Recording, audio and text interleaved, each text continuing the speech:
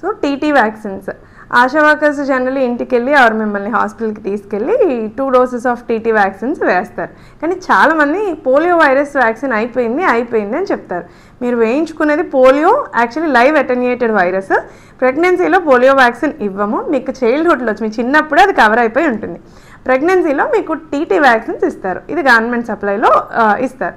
So ఈ TT vaccine వల్ల ఏంటి యూజ్? టీటీ అనేది టెటనస్ అనే ఒక డిసీజ్ని ప్రివెంట్ చేస్తుంది. ఈ టెటనస్ అనేది చాలా ఒక హైలీ రిస్క్, లైఫ్ రిస్క్ అంత డిసీజ్ అనమాట.